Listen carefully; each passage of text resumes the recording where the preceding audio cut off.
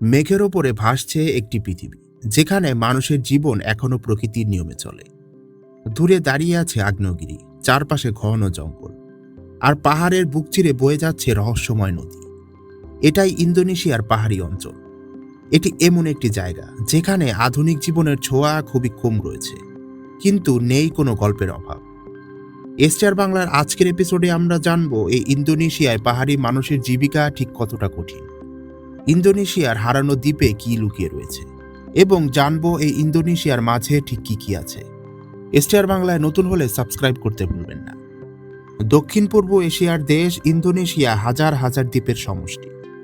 এই দেশের অনেক অঞ্চলেই পাহাড়ে ঘেরা, বিশেষ করে পাপুয়া এবং সালোয়াসি, যেখানে মানুষের জীবন সম্পূর্ণ ভিন্ন নিয়মে চলে। এই পাহাড়ি অঞ্চলের মানুষ এখনও অনেকটাই নির্ভরশীল প্রকৃতির উপর। তারা চাষাবাদ করে পাহাড়ের ঢালে, যাকে বলা হয় টেরেস ফার্মিং। ধান, মিষ্টি আলু আর বিভিন্ন ধরনের ফলমূলই তাদের প্রধান খাদ্য। সবচেয়ে অবাক করার মতো বিষয় হচ্ছে অনেক গ্রামে এখনো বিদ্যুৎই নেই কোনো আধুনিক হসপিটাল।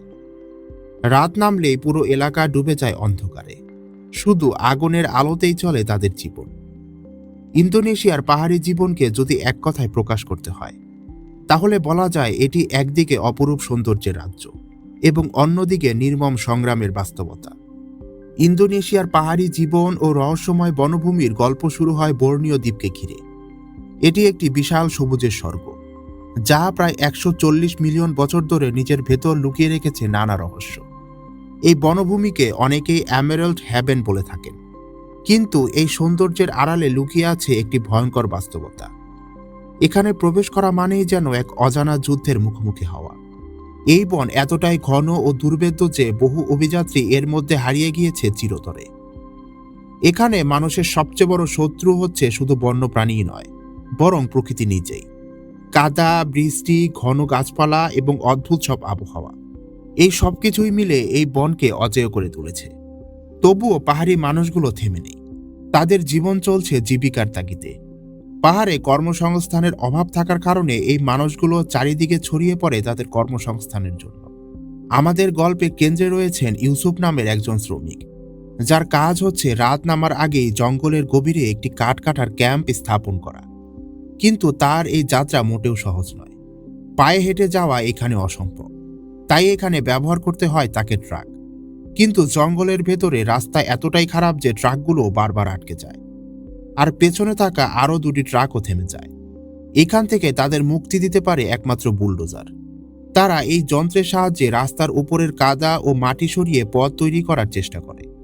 এই প্রতিটি মুহূর্তই যেন প্রকৃতির সাথে মানুষের এক কঠিন যুদ্ধ। বোর্নিও দ্বীপটি 3টি দেশের মধ্যে বিভক্ত: ইন্দোনেশিয়া, মালয়েশিয়া এবং ব্রুনেই। এর মধ্যে সবচেয়ে বড় অংশটি ইন্দোনেশিয়ার অধীনে। এই দ্বীপ শুধু রহস্যময়তার দিক থেকেই নয়, এই দ্বীপ প্রাকৃতিক সম্পদে ভরপুর। হীরা, সোনা, লোহা, তেল এবং কয়লা সবই এখানে পাওয়া যায়। আর ঠিক এই কারণে পাহাড়ি মানুষগুলো এই জঙ্গলে আসে তাদের জীবিকার জন্য। কিন্তু এই সম্পদের জন্যই আবার ধীরে ধীরে ধ্বংস হয়ে যাচ্ছে এই বন। এই বনের মহামূল্যবান কাঠের নাম হচ্ছে টিক এবং ইবনি, যা নির্বিচারে কাটা হচ্ছে। সারাদিন, সপ্তাহে 7 দিন ট্রাকের লাইন কখনোই থামে না এখানে। তারা এই কাঠ নিয়ে যাচ্ছে বড় বড় শহর এবং বন্দরগুলোর দিকে। এই বিপজ্জনক কাজের মধ্যে রয়েছেন ইকো নামের একটি অভিজ্ঞ চালক, যিনি 15 বছরের বেশি সময় এই রাস্তায় গাড়ি চালাচ্ছেন। তার অভিজ্ঞতা এবং সতর্কতা তাকে এখনো বাঁচিয়ে রেখেছে। কোন রাস্তা দিয়ে যেতে হবে, ঠিক কখন ট্রাক থামাতে হবে, সবকিছুই তাকেই নির্ধারণ করতে হয়। এই শ্রমিকরা এত ঝুঁকি নেওয়ার পরেও কাজ চালিয়ে যায়, কারণ এই পাহাড়ি মানুষগুলো অন্যান্য কাজে যা লাভ করবে, এই কাজে তার প্রায় 3 গুণ বেশি উপার্জন, যার সংখ্যা মাঝে মাঝে 500 ইউরো পর্যন্ত ছাড়িয়ে যায়। তবে এই জঙ্গলের কাজগুলোতে রিস্ক ফ্যাক্টরও থাকে অনেক বেশি। তাদের মাঝে মাঝে এই জঙ্গলে একবার ঢুকে কাজ করে বের হয়ে আসতে প্রায় 11 মাসেরও বেশি সময় লাগে। তাহলে বোঝাই যাচ্ছে এই পাহাড়ি মানুষগুলো তাদের জীবিকার জন্য ঠিক কতটা বিপদের সম্মুখীন হয়। ইন্দোনেশিয়ার পাহাড়ি মানুষের একটা বিশ্বাস আছে, আর সেটি হচ্ছে এই জঙ্গলে কাজ করার আগে স্থানীয় মানুষরা একটি গুরুত্বপূর্ণ রীতি পালন করে। তারা বিশ্বাস করে প্রতিটি গাছের মধ্যে এক একটি আত্মা বাস করে, তাই গাছ কাটার আগে তারা সেই আত্মার অনুমতি নেয়। এজন্য তারা পশু বলি দেয়, যেমন শূকর। এরপর তারা মাথা দেবতার উদ্দেশ্যে উৎসর্গ করে, আর বাকি অংশ শ্রমিকরা খায়। কিন্তু প্রকৃতি সবসময় তাদের সহায়ক হয় না। মাঝে মাঝে প্রবল বৃষ্টি শুরু হয় এবং তা কয়েকদিন পর্যন্ত চলতে থাকে, এবং তখন পুরোপুরি কাজ বন্ধ হয়ে যায় এবং শ্রমিকদের আয়ও কমে যায়। কাদা হয়ে যাওয়া মাটিতে কাজ করা খুবই বিপজ্জনক। তারা শুধু অপেক্ষা করে আবহাওয়া ভালো হওয়ার জন্য। এই ইন্দোনেশিয়ার পাহাড়ের মানুষের একটা বিশেষ পেশা হচ্ছে পাখি শিকার করা। আপনার সামনে রয়েছে আলী, যিনি পাখি ধরে জীবিকা নির্বাহ করেন। ইন্দোনেশিয়ায় পাখি রাখা সৌভাগ্যের প্রতীক, কিন্তু বন উজাড় হওয়ার কারণে পাখির সংখ্যা আজ ব্যাপকভাবে কমে গেছে। তাই আলীকে এই পাখি শিকার করতে মাঝে মাঝে অনেক দূরবর্তী অঞ্চলগুলোতে চলে যেতে হয়। আর এইভাবেই চলে ইন্দোনেশিয়ায় পাহাড়ি মানুষের জীবিকা। ইন্দোনেশিয়ায় এমন কিছু পাহাড় ও দ্বীপ রয়েছে যেখানে মানুষ বসবাস করতে পারে না, এবং বলাই যায় এখনও এখানে মানুষের পায়ের ছাপই পড়েনি। এই দ্বীপের মধ্যে সবচেয়ে অন্যতম দ্বীপের নাম হচ্ছে সুলাওয়েসি, যাকে অনেকেই চার পায়ের দ্বীপ বলে। এই দ্বীপের দক্ষিণ পূর্ব অংশে লুকিয়ে আছে এক বিস্ময়কর এবং প্রায় অজানা পর্বতমালা, যার নাম হচ্ছে মাটারো ম্যাসিভ। এটি এমন একটি দুর্গম এলাকা যেখানে আজও মানুষের আধুনিক সভ্যতার কোনো চিহ্ন নেই। স্যাটেলাইট ছবি দেখলে বোঝা যায় এখানে নেই কোনো রাস্তা, নেই কোনো গ্রাম, নেই কোনো বসতি। এটি যেন প্রকৃতির বুকে লুকিয়ে থাকা এক অজানা স্বর্গ, যেখানে প্রকৃতি নিজের নিয়মে বেঁচে আছে হাজার হাজার বছর ধরে। এই রহস্যময় অঞ্চল অনুসন্ধানের উদ্দেশ্যে বের হয়েছেন ভূতাত্ত্বিকবিদ এবং অভিযাত্রী অ্যাডলফ। তার সঙ্গে ছিলেন একদল বিশেষজ্ঞ। তাদের লক্ষ্য ছিল শুধু নতুন কিছু আবিষ্কার করাই নয়, বরং এই অজানা অঞ্চলটির জীববৈচিত্র্য, ইতিহাস এবং প্রাচীন সভ্যতার চিহ্নও খুঁজে বের করা, এবং সবচেয়ে গুরুত্বপূর্ণ, এই অঞ্চলকে কিভাবে সংরক্ষণ করা যায় তাও খুঁজে বের করা। ইন্দোনেশিয়ার এই লুকানো দ্বীপে প্রবেশ করা অতটা সহজ নয়।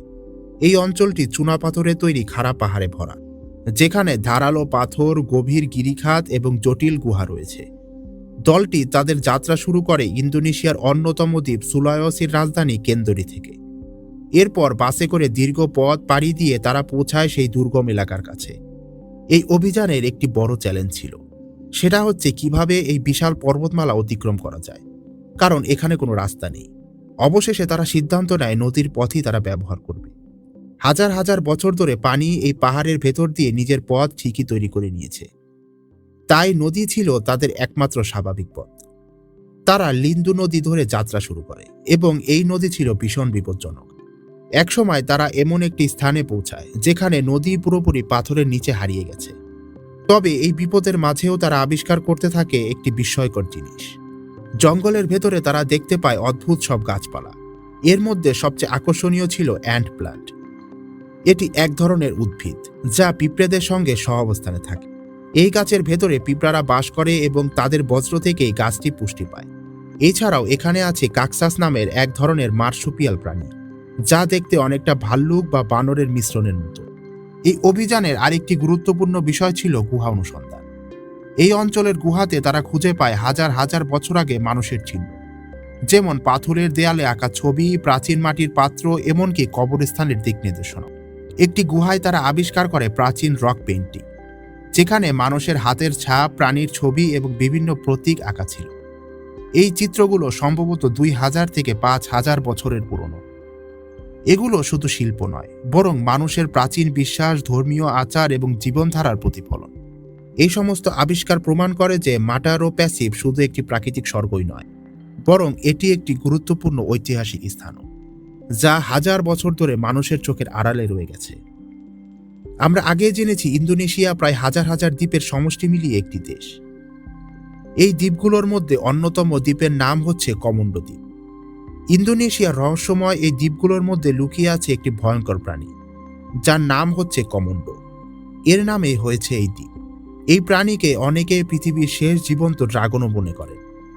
এই বিশাল টিকটিকির প্রজাতি মূলত বাস করে কমোন্ডো আইল্যান্ড এবং আশেপাশের কয়েকটি দ্বীপে, যা একত্রে গঠিত হয়েছে বিখ্যাত কমোন্ডো ন্যাশনাল পার্ক।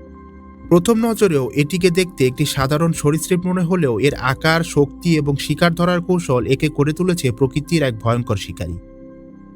একটি পূর্ণবয়স্ক কমোন্ডো ড্রাগনের দৈর্ঘ্য প্রায় 3 মিটার পর্যন্ত হতে পারে এবং ওজন প্রায় 70 থেকে 90 কেজির কাছাকাছি পৌঁছে যায়, যা একে পৃথিবীর সবচেয়ে বড় টিকটিকি প্রজাতি হিসাবে পরিচিত করেছে। কমোন্ডো ড্রাগনের সবচেয়ে ভয়ঙ্কর বৈশিষ্ট্য হচ্ছে এর বিষাক্ত কামড়। আগে মনে করা হতো এর মুখে থাকা ব্যাকটেরিয়াই শিকারকে মেরে ফেলে, কিন্তু আধুনিক গবেষণায় প্রমাণিত হয়েছে যে এর শরীরে বিশেষ ধরনের বিষগ্রন্থি রয়েছে, যা কামড়ানোর সাথে সাথে শিকারকে ধীরে ধীরে দুর্বল করে দেয়। শিকারটি প্রথমে পালিয়ে গেলেও কয়েক ঘন্টা বা দিনের মধ্যে রক্তক্ষরণ এবং শারীরিক দুর্বলতায় শিকার মারা যায়। এরপর এই ড্রাগন তার অসাধারণ ঘ্রাণশক্তি ব্যবহার করে তার শিকারকে খুঁজে বের করে। এটি সাধারণত হরিণ, বন্য শূকর, এমনকি মাঝে মাঝে বড় আকারের মহিষকেও আক্রমণ করতে পারে। এই প্রাণীর আরেকটি আশ্চর্য দিক হচ্ছে এর ধৈর্য এবং শিকার করার পদ্ধতি। কমোডো ড্রাগন ঘন্টার পর ঘন্টা এক জায়গায় লুকিয়ে থেকে শিকারের জন্য অপেক্ষা করতে পারে। সঠিক সময় হঠাৎ আক্রমণ করে শিকারকে ধরার ক্ষমতা একে নিখুঁত শিকারিতে পরিণত করেছে।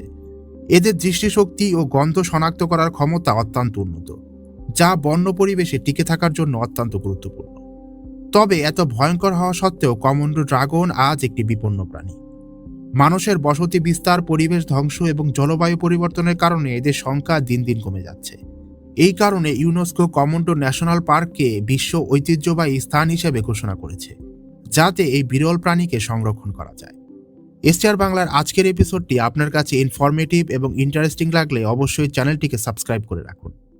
দেখা হচ্ছে নতুন এপিসোডে।